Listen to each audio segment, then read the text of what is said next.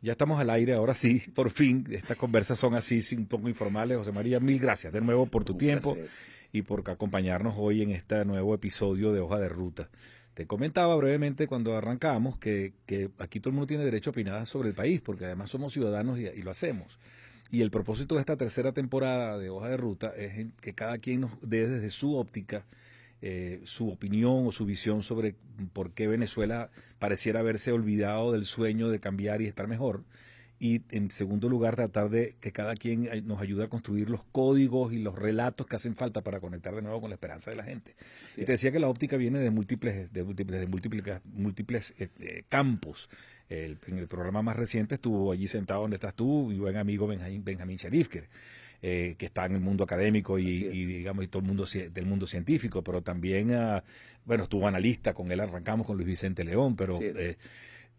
todo eso aporta, digamos, a que pongamos nuestro granito de arena para tratar de entender qué pasa en la Venezuela de hoy y, insisto, cómo reconectar de nuevo con la capacidad de soñar de la gente. Así es. De manera que yo sé que tu especialización y tu óptica tiene que ver con el tema de servicios públicos y me parece interesantísimo que lo toquemos, porque casualmente anoche tenía una conversación política con algunos políticos que están, que, digamos, trabajando y me preguntaban sobre eso. Yo les decía que siento que hay mucho entusiasmo en la comunidad empresarial y mucho optimismo, que es bueno porque un empresario pesimista no llega a ninguna parte y nadie sigue a un líder pesimista, pero que teníamos que tener mucho cuidado porque este rebote, si lo queremos llamar, digamos, o parar la caída, tiene el techo muy bajo a mi juicio. En cualquier momento podemos tener debilidades estructurales. En Así fin, es. agradecido de nuevo y coméntanos cómo estás viendo, cómo estás leyendo al país en estos momentos. Bueno, Jorge, tú dijiste bien por la experiencia que yo tuve en agua y en telecomunicaciones después, y después dentro del proceso del Plan País, tuvimos que ver con el tema del servicio eléctrico. Yo lo que veo en el mundo político es que el gran pacto social de los estados modernos con la ciudadanía está en que los servicios públicos funcionen bien. Es decir, el principal elemento de combate de la pobreza que tenemos en los países en desarrollo moderno está asociado en que las personas, en vista de que la economía va más lento, porque la economía está asociada con inversión, y entonces efectivamente tú hablas ahora de que efectivamente hay un proceso de actividad comercial y alguna actividad también industrial interesante, pero el monto de las inversiones son muy pequeñas, porque al final la economía necesita un proceso continuo de inversión. Pero como la economía es lenta, los servicios públicos es lo que puede ir mucho más rápido. Entonces lo que construyen los países modernos y construimos nosotros durante la democracia es que la ciudadanía entendía que el gobierno se ocupaba de sus necesidades fundamentales. Entonces Venezuela fue pionera en tener servicio de agua potable de altísima calidad, de tener servicio de energía eléctrica maravilloso y, por qué no decirlo, hasta el año 2007 tuvimos un servicio de telecomunicaciones que era pionero. Eso significaba que con todos los disgustos políticos que pudiera tener la gente entendía que el Estado se estaba ocupando de sus cosas, añadiendo esos servicios que son los que yo más conozco, el tema de la salud y en el tema de la educación. Que las familias pueden ser muy humildes, pero saben que sus hijos estudian en una escuela de calidad, le llaman los colombianos colegios de calidad, es decir, no es un colegio de gente pobre que condena a los pobres a la pobreza porque no permite que sus hijos se desarrollen, sino es todo lo contrario. Pues, es decir, colegios como es el Jesús Obrero en Los Flores de Catia, que todos los egresados del Jesús Obrero tienen futuro y desarrollo profesional valioso. Esa misma era la apuesta de los países modernos y de la democracia nuestra. Y yo creo que lo que nos falta es que la iniciativa privada no puede resolver el tema de servicio público por sí mismo.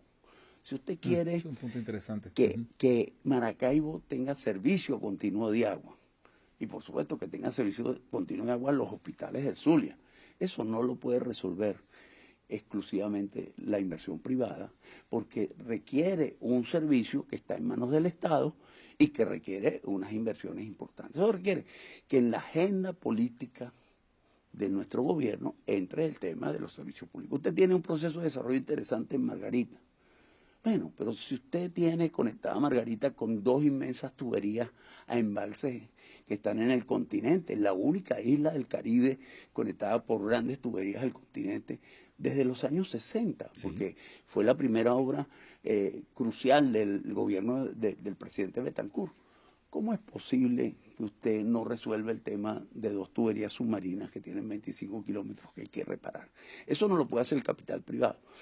Entonces mi perspectiva es, el país se desconectó del mundo político, porque el pacto social de la gente humilde especialmente está en tener servicios de calidad.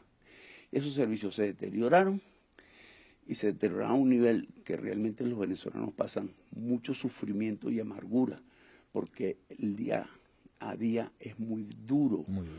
Si usted tiene que acarrear agua para su casa, si usted tiene que vivir sin agua en su casa. Hay familias que dicen que tienen años que no se pueden duchar en la regadera. Pero además de eso, las restricciones de servicios eléctricos son muy importantes y la destrucción, especialmente lo que pasó en Cantebé y Movinet, llevó a que los venezolanos deterioraron también sus servicios de comunicaciones. Entonces, yo veo como gran elemento de concierto con la población, con las comunidades. El tema de la reconciliación con la dirección política está muy asociado a que esos temas de servicios se resuelvan. Mire, inclusive yo te voy a decir algo. Poner a funcionar el metro de Caracas, como alguna vez fue, que era ejemplo mundial, es un proceso de inversiones y es un proceso que va a ser lento. Mire, pero poner a funcionar las escaleras mecánicas del metro es un asunto que si usted se propone lo puede resolver en pocos meses.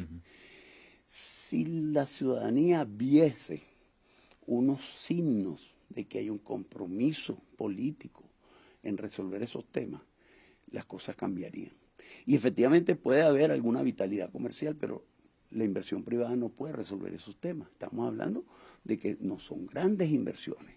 Mire, es posible que una ciudad tenga problemas de agua y eso requiere tiempo, pero no es posible que el hospital Pérez Carreño del Seguro Social no tenga agua continua en los pisos y que los pacientes y su familia tengan que vivir y que los médicos que trabajan allá vienen.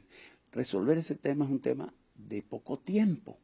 Entonces yo sí creo que hay que añadir a esa esperanza que yo creo que se está respirando, de que hay una reactivación del mundo comercial, del mundo industrial, del empleo formal, Jorge. Sí, que hay más personas que tienen un empleo, que tienen un ingreso, que ha aumentado el consumo, que la alimentación de los venezolanos ha mejorado. Son signos. Añádale que hay algún compromiso de que los servicios mejoren y comience por las cosas sencillas. ¿Por qué no hacemos las escaleras mecánicas del metro de Caracas? Que eso sería una señal emblemática. Pero te quiero decir más.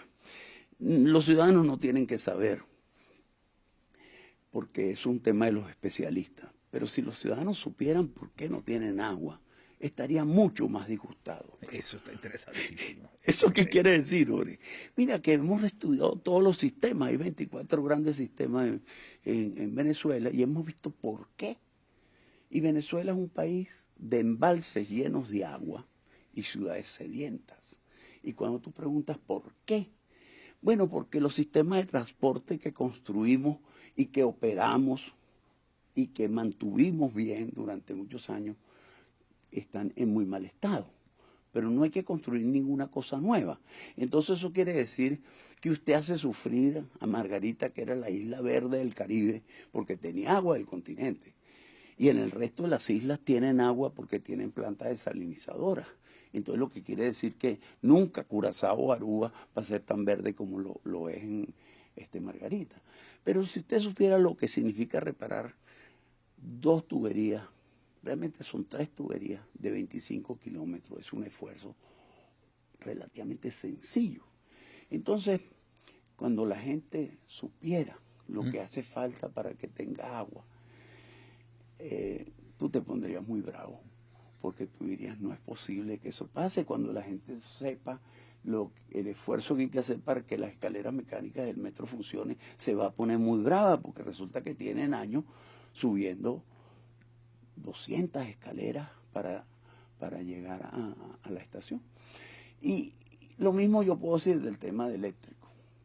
Mire, a excepción de las ciudades que estamos en altos pisos, aquí en el trópico, el clima es muy severo. El clima de Maracaibo es muy agresivo. Usted tiene que tener en su vivienda, en su oficina, en su lugar, tiene que tener acondicionamiento de aire. Sí. Y eso era un elemento fundamental de la modernidad, que uno decía, una de las ciudades más frías de Venezuela es Maracaibo, decíamos. Pero eso está asociado con un sistema eléctrico que funcionaba bien. Sí. Y cuando usted vea las inversiones que hay allá disponibles, que hay que rehabilitar, que hay que poner a funcionar, el potencial que tenemos de producción de gas y que no se está utilizando, usted puede cambiarle la vida a las personas. Y entonces eso es un elemento importante. Lo que principalmente quiero añadir a tu mensaje, que fundamentalmente es optimista, si usted no crea condiciones en que los servicios públicos funcionen, va a tener permanentemente una población sufriendo unos problemas de calidad, en donde los más humildes sufren más. Sí. Los más humildes sufren más. Y eso es perfectamente la clave. Mira, cuando se inició la democracia, Rómulo definió dos grandes obras para reconciliarse con el país, la democracia. Y fueron el puente sobre el lago de Maracaibo y fue la aducción de tubería de agua que va desde el embalse del Clavellino hasta el Margarita, y concretamente hasta el embalse del Valle. Qué montón de sabiduría había en esa obra, que significaba servicios y conexión. Servicios y conexión, y es integrar al mundo del Zulia con Venezuela. Sí, sí, sí. Y algunas veces cuando lo vemos decimos, mire, pero es que son obras portentosas para el tiempo en que ocurrieron y además en el tiempo que se construyeron en menos de 2 años. Y había un compromiso, porque al final lo que tenemos que entender de los políticos de aquella época, tenían más claro esto que estamos hablando. El pacto social con las personas se construye principalmente en servicios públicos. Oye, José María, me quedé aquí extasiado escuchándote. Esa fue casi una mini conferencia que te disparaste en esta introducción. Varias cosas que tengo, que tomo para hilar con las próximas ideas, más que preguntas. En primer lugar, la idea de que no es solo la educación la que es un nivelador social para salir adelante. Así es. A veces olvidamos lo crucial que es tener los servicios básicos. Así es. Agua, electricidad. Y ahora comunicaciones. Y comunicaciones ahora. Qué bueno que tocas el tema. Segundo, hablaste de un pacto con la modernidad. Me llamó mucho la atención porque en la primera temporada de esto que llamamos Hoja de Ruta, Colette Capriles decía que básicamente se había roto el pacto con la modernidad. Totalmente. Y que Venezuela, desde los albores de su democracia, más que la democracia en sí misma, lo que había abrazado como una idea común entre los venezolanos, era esa modernidad.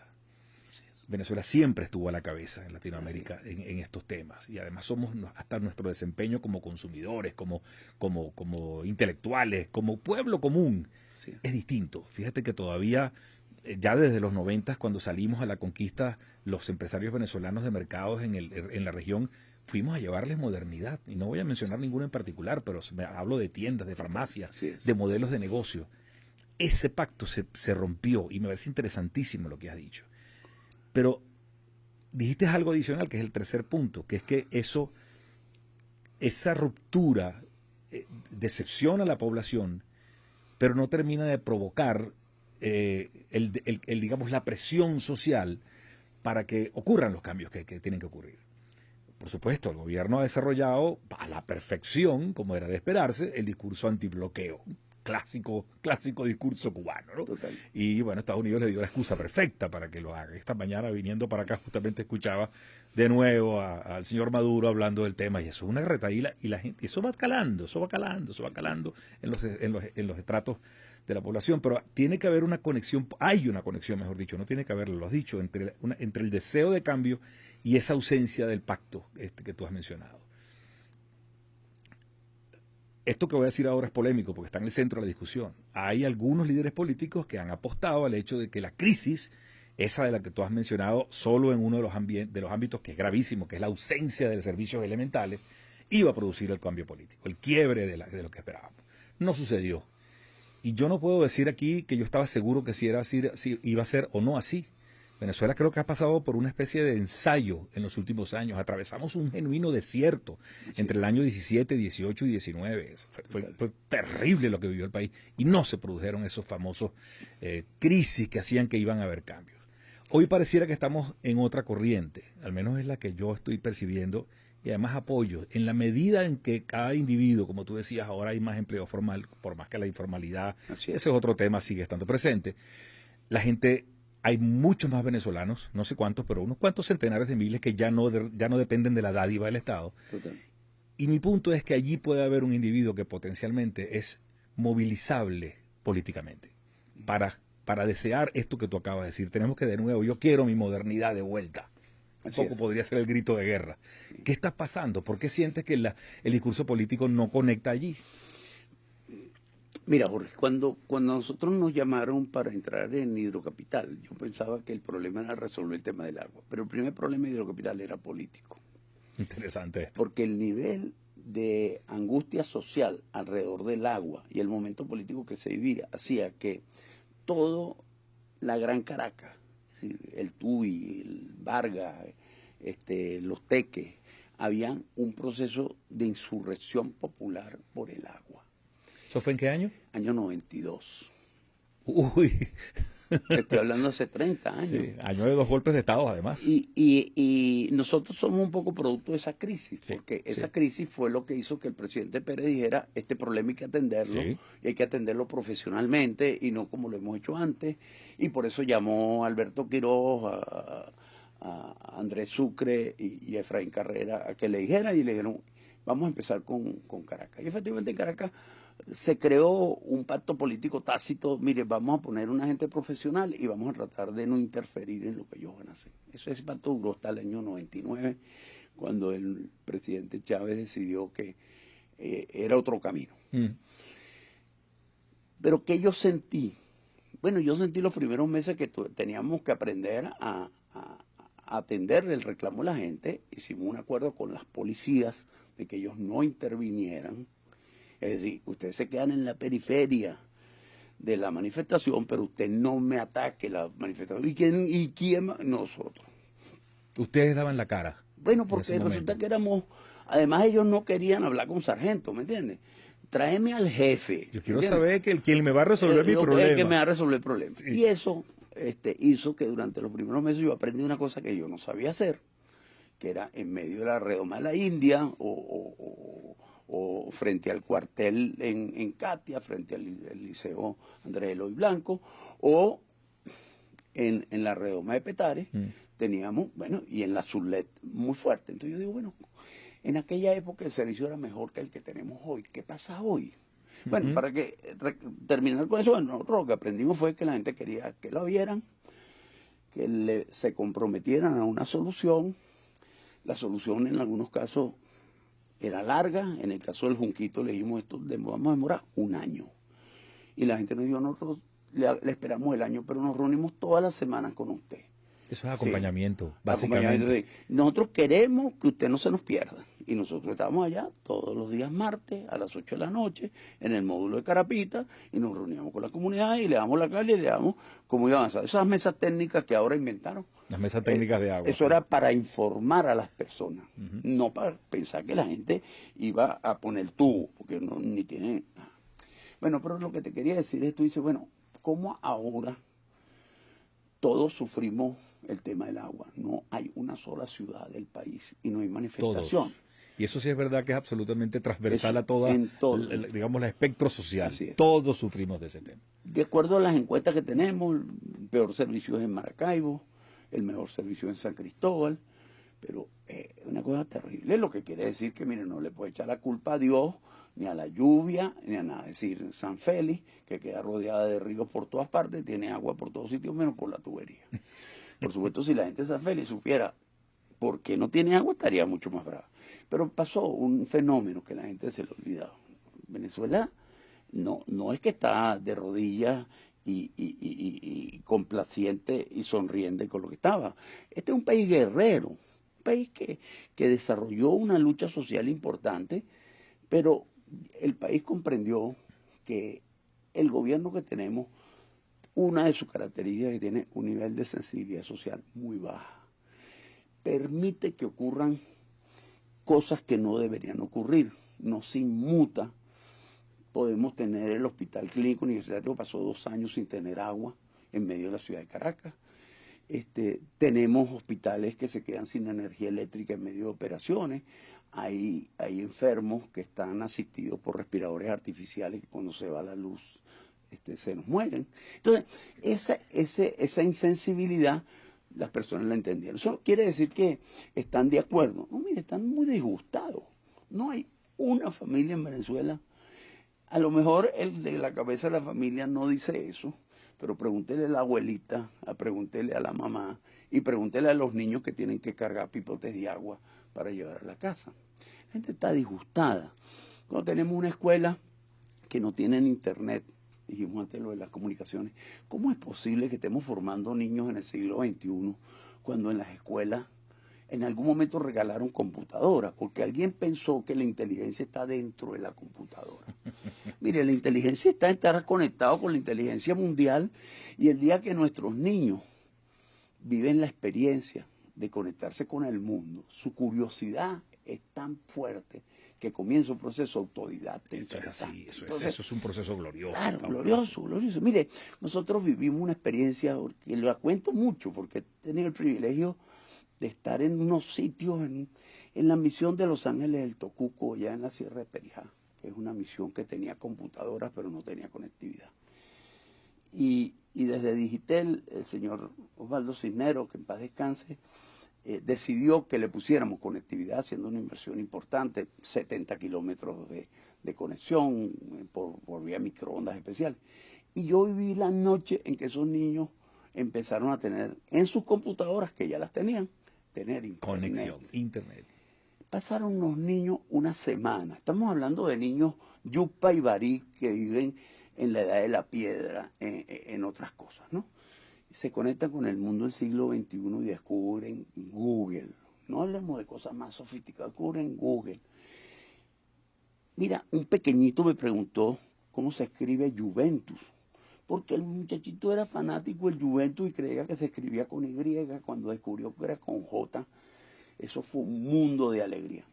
En esa escuela los niños pasaron esa semana sin dormir, haciendo turnos sobre 50 computadoras en el lado de los varones y otras del lado de las hembras, descubriendo el mundo. Y es tan complicado entonces que un Estado que es dueño de CanTV, que es dueño de Movilnet, y que tienen 15 años operando ese servicio, tanto como hicieron los privados antes, ¿cómo es posible que no estén conectados todos los hospitales a fibra, todas las escuelas públicas al mejor internet del mundo, y que los niños en su escuela, si no tienen computadora, puedan conectarse con ese mundo? ¿Por qué?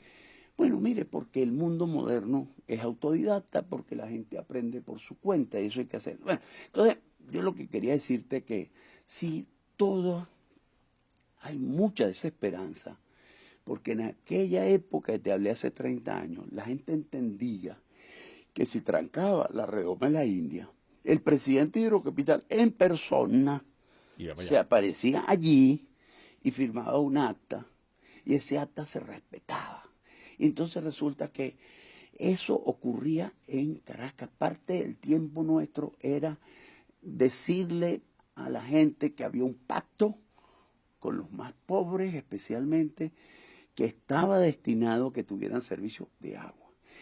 Como no pude seguir en ese oficio porque el gobierno decidió que tenía que cambiar del negocio, me tuve que entrenar en comunicaciones. Las comunicaciones son aún más maravillosas, Jorge, porque las comunicaciones tienen la virtud de que llegan instantáneamente, de que los sistemas de tarificación y cobro son instantáneos. Entonces, te puedo decir que las estaciones que montamos con Movilnet en el año 2007 en el Amazonas, en los pueblos más pobres de Venezuela, en 7 ciudades pequeñas del Amazonas, al sur de Puerto Ayacucho, pusimos en servicio la cobertura Movilnet. Y eso ya es 2007. 2007, okay. Justamente antes de que pasáramos a ser una empresa del Estado. Nuestros socios americanos, que controlaban, el accionista de control era Verizon, dudaban de la viabilidad económica de ese proyecto. Pues yo te puedo decir que esas estaciones se pagaron en menos de 6 meses, porque el nivel de tráfico que generaron fue tan intenso. ¿Eso qué quiere decir? Mire que es mucho más importante que apuestes a la modernidad en el siglo XXI, oye, porque 20 años atrás era más difícil. Ahorita tenemos una tecnología poderosa. Usted puede integrar a la gente a través de un buen servicio de comunicación. Y puedes dar un salto, además no tienes por qué no tienes que pasar por 4G para llegar a 5G, te montas directo en 5G o en 6G. Totalmente, es así. Fíjate, con propósito o sin él, has ayudado a lo que es el propósito de esto que hablábamos al principio, incluso antes de que comenzáramos el programa, a descifrar los códigos que hacen falta para comunicarse de nuevo con la gente y darle esperanza. Y además no es casual que lo que has dicho es casi un hilo conductor de las últimas, o diría que de casi todas las entrevistas, la famosa frase acompañamiento en los problemas de la gente, que no tiene nada que ver con el hecho de que tú olvides los valores fundamentales de tener de nuevo república, de tener una democracia plena, con libertades públicas y ciudadanas, que tengamos libertades económicas plenas, que tengamos todo eso que ya sabemos. Pareciera que hay una disonancia, que el líder que pretende conectarse con la necesidad de la gente se olvidó de lo otro y por lo tanto es un traidor porque se olvida que lo importante. Y yo creo que allí tenemos un problema serio de comunicación intra fuerzas opositoras o fuerzas democráticas. Así es. Y creo que la constante descalificación entre unos y otros nos está haciendo muchísimo daño. El otro tema que me parece central de lo que comentaste es el hecho de que no es verdad que el mercado todo lo puede. Tú en una reciente entrevista que me llamó mucho la atención, dejaste caer una frase que me gustó mucho. Más que privatizaciones, entre comillas, lo que estamos viendo es ausencia de Estado. Genial. Yo había visto la cosa más bien al revés. Yo decía, bueno, estamos privatizando lo público, por Dios. Esto es un proceso malísimo. Termino diciendo, para darte la palabra, que también es asombroso cómo la revolución, entre comillas, incumplió su promesa básica. Era una revolución humanista, era por la gente. La razón principal por la que Hugo Chávez volvió a estatizar las empresas de telecomunicación era precisamente para llevar conectividad a los sitios donde el capitalismo no lo lleva porque no es rentable. Así es. Esa promesa se rompió, y se rompió mucho antes de la famosa sanción. Totalmente.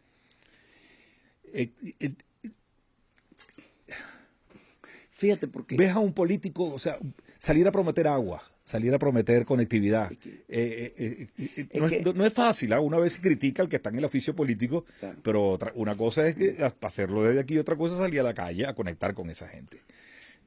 ¿Cómo se produce esa conexión? Primero te quiero decir que tengo un inmenso respeto por los que optaron por el oficio de ser político. Qué bueno que lo digas, yo también, ¿sabes? Que es muy complicado. Muy complejo. Los conozco de cerca. Les tengo enorme aprecio y respeto. Y especialmente la nueva generación de muchachos escuchan mucho más que los que yo conocí anteriormente. Tampoco es que hay muchas flores antes, ¿no? Había mucho más esfuerzo en convencer a los políticos de cuando nosotros éramos muchachos. Pero el tema que tú has dicho es que esa promesa social, que yo creo que era profundamente cierta, tiene un problema, porque una vez que llega al poder, y eso ocurre con muchos de los presidentes, hay un aguijón invisible en el asiento de Miraflores que los convierte en todopoderosos. En el caso nuestro, además, hubo un fenómeno de ingresos petroleros extraordinarios, y lo que empieza a ocurrir es que el Estado se olvida que sin los privados y sin la gente no puede hacer nada. Entonces el pacto social no es solamente con la gente, sino que tú tienes que utilizar a los agentes económicos del sector privado que tienen una inteligencia, que tienen una eficiencia en la forma de funcionar, y las grandes logros de los estados modernos en esa alianza con el sector privado. Correcto. ¿Ah? Igualmente que en el tema de las universidades, no hay universidades modernas que no tengan una enorme alianza con el sector productivo. Pues en el caso del Estado lo que pasó fue que el gobierno entendió que si él era propietario de esas empresas lo iba a hacer mejor. Y nosotros lo dijimos, mire, nosotros somos unos venezolanos que estamos tratando de hacerlo bien en Movilnet y Cantebet. El gobierno piensa que ellos tienen gente más competente que nosotros. Bueno, vimos que por lo pronto su sistema de manejar las cosas no fueron correctas. Empresas que eran tremendamente valiosas. Mira, a nuestra salida de Movilnet facturaba 2.000 millones de dólares. Y te voy a decir algo, esos 2.000 millones de dólares no venían de los accionistas, esos 1.000 millones de dólares venían de 10 millones de venezolanos que todas las semanas, utilizando los servicios, aportaban una parte de su trabajo. Y entonces esa era una empresa que tenía capacidad para invertir 600 millones de dólares al año.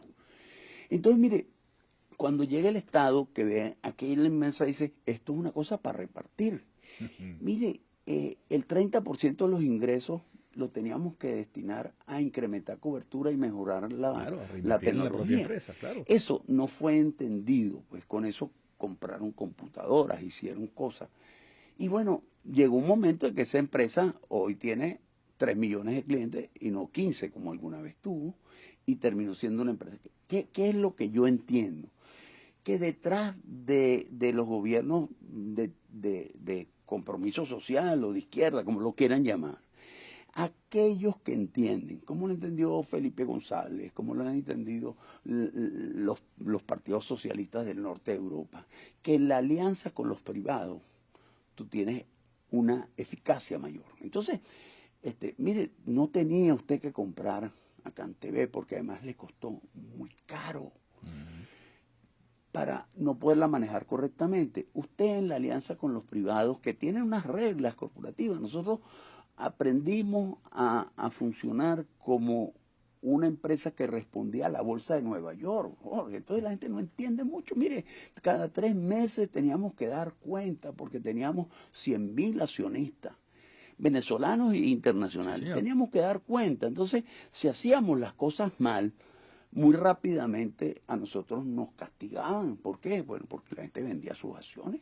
bajaba el precio, y eso tenía un mecanismo que tenía enorme sensibilidad. Eso es extraordinario. En Venezuela. Entonces, cuando nosotros dijimos, nosotros tenemos que ampliar la cobertura, llegar hasta la frontera, por supuesto que tenía un compromiso social importante, ¿no? Lo que hicimos en el Amazonas es muy importante y pusimos una estación en Isla de Aves, al norte, cerca de Puerto Rico, para crear actividad económica tan lejos como allá y no solamente investigación. Pero tenía una enorme lógica comercial. Yo quiero decir que ninguna de esas inversiones fueron a fondo perdido. Lo hicimos con suficiente inteligencia para que la empresa pudiera retribuir los costos y pudiéramos volver a invertir. Pero tú lo dices bien, en el Amazonas no hay una sola ciudad más de las que nosotros instalamos. Tienen hoy en día la tecnología de 2G, que era la misma que teníamos hace 15 años. Y evolucionó el tema de los satélites. Y nosotros siempre dijimos, no se meta en ese negocio complicadísimo, comprar unas cosas que además usted no ve, si no ve cómo la maneja. Si es que en el mundo hay una oferta importantísima de espacio satelital que se alquila. Mira, en Perú hay 600 estaciones de 4G conectadas en sitios remotos con satélites rentados. Pero para comunidades apartadas. Para comunidades apartadas, para que toda la zona de la Amazonia estuviera bien comunicada. Bueno, entonces, lo que fundamentalmente ahí está fallando es que no hay ningún Estado tan rico, tan competente, que no necesite, entre otras cosas, un socio del sector privado y además que cuando tú estás en sociedad, unos se controlan con otros y entonces eso termina siendo positivo. Entonces, sí hay una ausencia de Estado, Jorge. hay que ver lo que significaría que ese desarrollo que está siendo espontáneo, que está ocurriendo simplemente porque le quitaste los controles. Sí, El control de precios lo sustituimos con la importación libre. Ajá. No, es que el Estado tiene un papel dinamizador en transmitir confianza, en reducir los riesgos, en darle seguridad. Seguridad jurídica, independencia en el tema de los conflictos entre privados, eso es fundamental. Pero los servicios no los pueden resolver los privados. Entonces, mire, por supuesto que hay un desarrollo, Margarita, pero mire, si tuviera agua, el desarrollo sería mucho más claro. Si tuvieran autonomía eléctrica, también. Si tuvieran buen internet, lo van a lograr por otras vías porque los privados cambió la tecnología y ahora hay muchos operadores privados que están haciendo un esfuerzo. Pero tenemos que decir, es necesario que el Estado esté al líder de ese proceso modernizador y que posibilite que la gente pueda invertir con menos miedo. Eso tiene mucho que ver con lo que llaman la ideología y oferta política de los actores políticos, de los actores que están en la política, que son los que están llamados a transformar la sociedad. Para eso es el poder, para eso debe ser la política. Y muchos, entre ellos me incluyo, en los últimos años hemos visto cómo los partidos pareciera que olvidaron, más allá de lo que el líder hace y cómo se conecta con los problemas de la gente, cómo el partido político le presenta al país su oferta. Eso pareciera que se ha dejado de lado, olvidado en la diatriba diaria, en la crítica permanente y en el ataque a quien está en el gobierno. La gente termina cada vez que llega a votar, vota anti tal cosa, pero no porque no está enamorado de lo nuevo. Y creo que lo que has dicho, sabes, es tan claro que al final mercado y Estado deben ser complementarios, no son mutuamente excluyentes. Y tú sientes que falta en nuestros queridos amigos políticos, yo coincido contigo, no hay labor más excelsa que esa, y más difícil y más dura, porque además es inclemente, porque la gente te lo reclama. Pedro Pekov decía que una cosa era reclamar agua y otra cosa era dar agua cuando estabas al frente del poder. Y creo que has ayudado un poco a elaborar ese discurso, que además no es tan complejo. Y yo creo que los políticos y los partidos deben atreverse, y estamos a tiempo, no solamente a reconstruirse desde abajo, sino a poner sobre la mesa una oferta, una visión que enamore de nuevo al país. Pasa mucho por lo que tú has comentado. Así. Cerramos siempre estas conversaciones con 3 preguntas, que pueden ser tan breves como tú quieras responderlas o tan largas como tú quieras. La primera de ellas es si tienes en mente algún evento, algún hecho, público o no público, que haya sucedido recientemente que te haga confiar en la sociedad venezolana. Mira, el retorno de algunos jóvenes a Venezuela con la visión de que el país va a cambiar. Y el compromiso de esa generación de los 30 años que tiene la seguridad que el país va a cambiar y que comenzó a cambiar sus planes de migración. Anteriormente 60-70% de nuestros estudiantes en formación pensaban irse del país como alternativa. Una intuición que me sorprende porque quiere decir que ven más lejos que nosotros. Sí. Y ese compromiso lo he visto en un esfuerzo que estamos haciendo con el IESA de formación de una nueva generación, porque el otro problema, Jorge, es que perdimos a nuestros muchachos. El motor económico de un país está en su juventud empresarial. Y tú comenzaste esa carrera hace 40 años. Y nuestros hijos, la mayoría de ellos no están aquí. Se nos fueron. Y eso es un hecho difícil de que esperemos que ellos nos van a ayudar, siempre estarán cerca. Pero la reconstrucción del país van a ser de los jóvenes menores de 30 años. Sabes que celebro que lo hayas comentado, porque yo, sin habérmelo propuesto y sin estar cercano a programas como el que has mencionado, con el de IESA, lo estoy viendo, lo intuyo. O sea, se ve ahí esa generación treintañera. Así es. Está comprometida y además algunos los critican, que dicen, oye, pero ustedes se han olvidado de alguna... Tienen otra visión, ¿sabes? No piensan como nosotros, no pueden pensar como nosotros, y no es lo mismo tu visión de largo plazo a los 60 que a los 30. Total. Están viendo oportunidades. y ese empuje cambia las cosas. Ese empuje cambia las cosas. Y al final termina produciéndose el cambio Así precisamente porque hay una generación o una parte de ella que decide no esperar para empezar a cambiar. Totalmente. Una palabra o una frase que defina a tu juicio el momento que estamos viviendo. Momentos tan oscuros como el final de la noche, con la esperanza de que el amanecer sea radiante para Venezuela. Muy bonito. Y finalmente, ¿cómo ves el futuro de Venezuela? Bueno, nosotros estamos aquí, Jorge. Nosotros creemos que no hay mejor futuro que en este país. No sé, y tenemos que decirlo, nos hemos paseado sin duda y hemos tenido tentaciones sin duda de poner nuestra casa en otro lugar. De hecho se fueron los hijos, tú dices, yo tengo 2 nietos que viven en Sao Paulo, en Brasil. Pero mire, después de todas las tentaciones y de todos los ensayos, nosotros comenzamos a creerle a los jóvenes 30 años también.